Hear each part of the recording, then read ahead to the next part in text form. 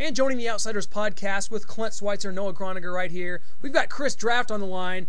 He was a 6th-round pick for the Chicago Bears back in 1998. Chris, welcome to the show. Thanks for being on today. We appreciate it. Thank you. Now, before we get into, we want to ask you about the current state of the NFL. A lot going on this season, but I want to go back to your career because you played for a lot of teams. You had, you did a lot of things. Talk about, what it was like being drafted by the Bears and just, some of your favorite memories, dating back into your lengthy career. I'll tell you, it's just an absolute blessing to be able to play as long as I did. 2010 was my 13th year. I was with the Washington Redskins, and I was out in the Middle East for about 12 days. Returned back about a week and a half ago, and while I was over there, I would introduce myself, and I had to say, seven teams. I played on 7 teams, so I started with Chicago Bears, went to the San Francisco 49ers, Atlanta Falcons, Carolina Panthers, St. Louis Rams, Buffalo Bills, and Washington Redskins. And it was crazy to say all those. That's absolutely a mouthful to say all 7 of them, but it really speaks to a journey that, like I said, is an absolute blessing that took me across the country, allowed me to meet so many different people, play with so many different teams, and to be able to last, and play a career that's longer than so many other players. So again, just an absolute blessing. What stands out? I mean, it's everything is I can't really say one moment that stands out so much more than another one, because all of them built on each other to really put together my career. I saw that you were over at the Middle East. Were you there with Kawika Mitchell? I think I saw him in a picture. Yeah, Kawika Mitchell was actually there, representing the Giants and KC and Buffalo. Just an amazing guy, tremendous spirit. Really connected with so many of the servicemen and women, and he shared his story. He actually was born on a base in Hawaii.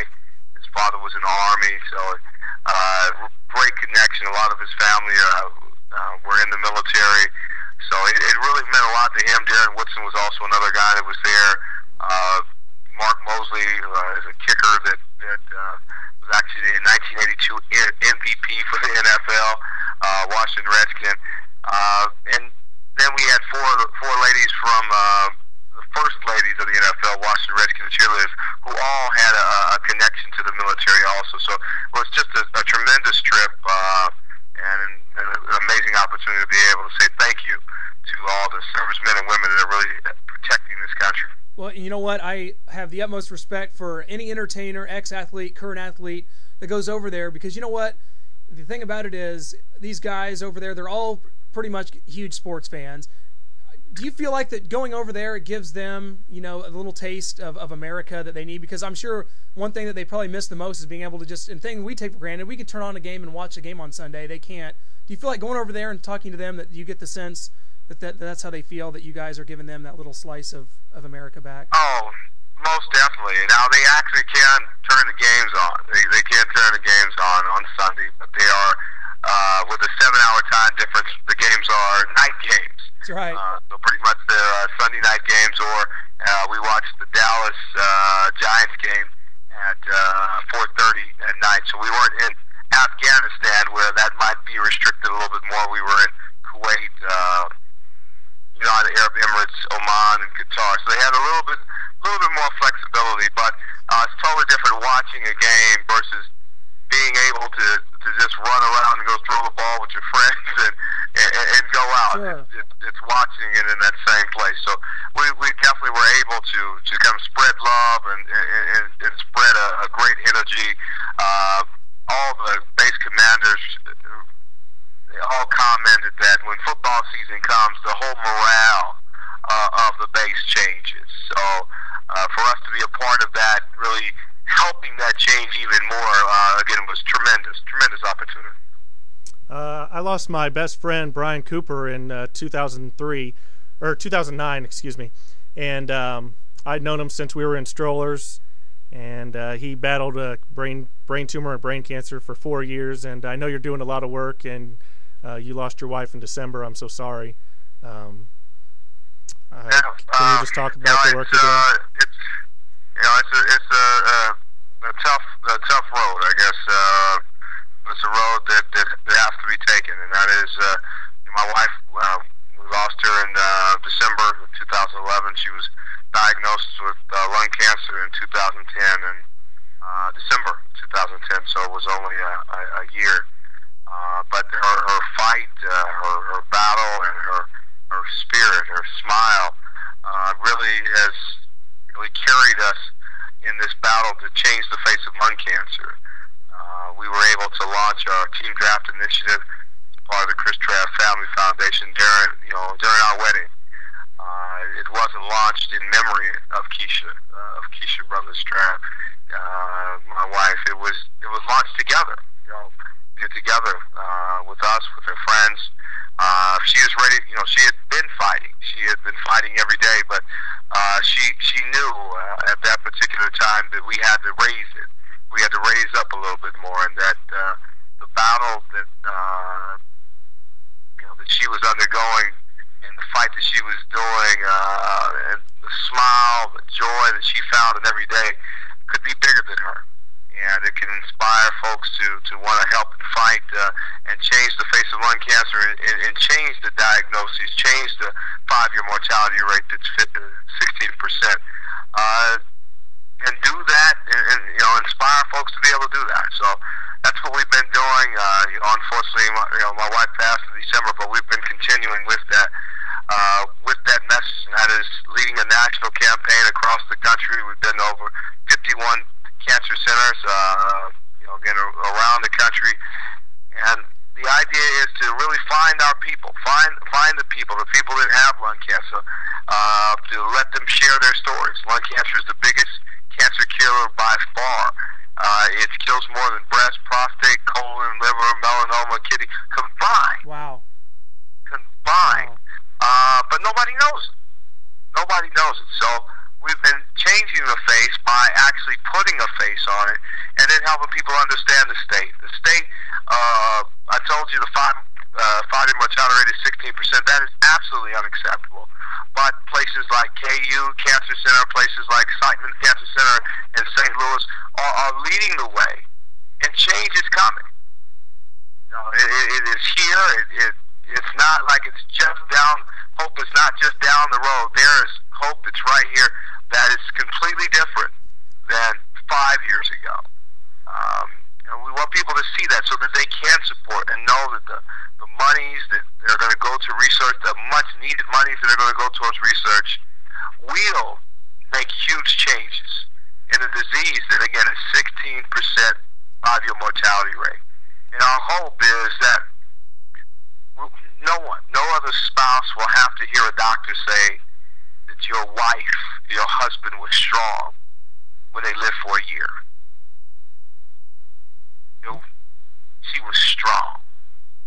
She was in shape. She was strong. She had a little shortness of breath. I mean, never smoked, was eating, was in shape, running and training. A little shortness of breath. Next thing you know, stage 4 lung cancer.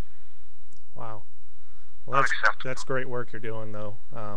We hope that things change and change fast, and hopefully with those cancer centers out there, things will turn around very quickly. I think I saw on your Facebook that you were at the Falcons-Panthers game. How was that for you? Oh, the game was amazing. I mean, you want to watch two teams that really understand each other, a division game where they kind of go back and forth, and then it came right down to the end. So a lot of plays, a lot of defense, a lot of offense, special teams, and then it came down to a big play and big catch, and who wants it more? And the Falcons found a way. They wanted it more. They made less mistakes and found a way to win it at the end. Oh man, Atlanta looks like one of the cream of the crop here, and Cam Newton looks like a guy that's, I think, still going to be very dynamic and still has a lot. I think Carolina's going to do nothing but get better as well. So that's a good division. And the one question right now, the Saints seem to be the team really struggling. 0-4. I mean, how in the world did this happen? The bounty scandal obviously took a lot from them. The bounty schedule definitely did. But it's about leadership. It's about leadership. Drew Brees can only do so much as a player. I mean, you have to be able to spread those things around. They've had distractions on the team, but they're also playing against good teams. So when you're winning, what's the difference between winning and losing? I think if you watch the game, Carolina, Atlanta, it's the perfect example of how close things are in the NFL. Cam Newton had a great game. If they're able to either convert a first down or stop them on the Falcons on defense, hey, the Panthers are they win, and you're talking about what are the Panthers going to do? I think the New Orleans Saints are in a similar situation. These first 4 games have been very difficult. They've had a lot of changes. You don't really realize how big those changes are until you really go into the fire. And the fire is regular season. I look for them to rebound in this second quarter of the season, third quarter. They're going to get on the roll. They're going to get on the roll. Now, a lot of teams are going to want to get it while they're down. But they are definitely going to look a lot better than they did in the first 3 games. And you saw this game against Green Bay. They looked so much better than they had when they played Kansas City, and they ran all over them and took about 300 yards rushing. Now, before we let you go, Chris, and by the way, everyone, this is Chris Draft joining us right now. Chris, before we let you go, I want to go back to your career. Like you said, 13 years of playing linebacker in the National Football League. You hear so much today, about head injuries, concussions, how that's affected. We saw, unfortunately, with the passing of Junior Seau. What are your thoughts with regards to taking that much pounding, 13 years? I mean, do you think that the NFL needs to be providing better pension and things of that nature? Well, I think one of the most important things about understanding how long I was able to play is that everyone's different. Everyone's body is different. Sure. I think it's very important as we look at young kids is that they don't compare a young 10-year-old to me that played 13 years in the NFL. When they're trying to figure out, well, am I worried about my kid? Well, you know what? You need to make sure they're safe, make sure that they're, strapping up completely with their helmets, make sure their pads are on and all those things. And then just paying attention to them. I think as we see, this NFL, the concussion and things play out, I think we find more just these questions that needed to be asked. And that is, how do you feel? Or when those questions weren't asked, they see that somebody really was in trouble. And so are we going to, when you see that, do something with it? And that's what's happening right now, is that you can't just, he's just dinged or he's just kind of out of it. No, he's got to get taken out. Let's deal with it. Let's sit him out for a little bit, and let's figure out how they're actually doing. The other thing, let's make sure that our equipment is up to date. Make sure there's air in your helmet, and make sure you have the right stuff. Again, for the longest time, equipment's been hand-me-downs.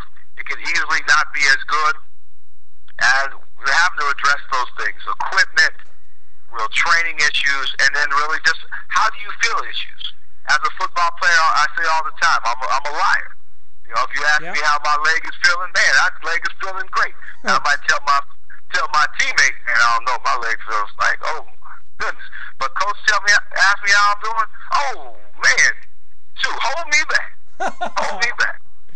And so that's the part of really diagnosing, and it's important that the trainers are really a big part of that, of really understanding that players want to play, they want to be out there, but there has to be somebody that is always looking out for the best interests of those players in the long run. I think with the changes and the amount of money that's happening in the NFL, that you're seeing that the teams are starting to look at the players as investments rather than just commodities that you can just turn over. And so that's actually, again, helping trainers and anybody else around and really start to look at more long-term rather than let's just get another guy. Oh, absolutely. Couldn't agree with you more there. Well, I'll tell you what, Chris, we're just about out of time. I cannot thank you possibly enough for joining us today. Your story is amazing, and we want you to keep fighting the good fight for everybody out there, and we want to stay in contact with you. Come on The Outsiders anytime, buddy. Thank you so much for being on today. No problem. Thank you, guys. Thanks, Chris. Appreciate it.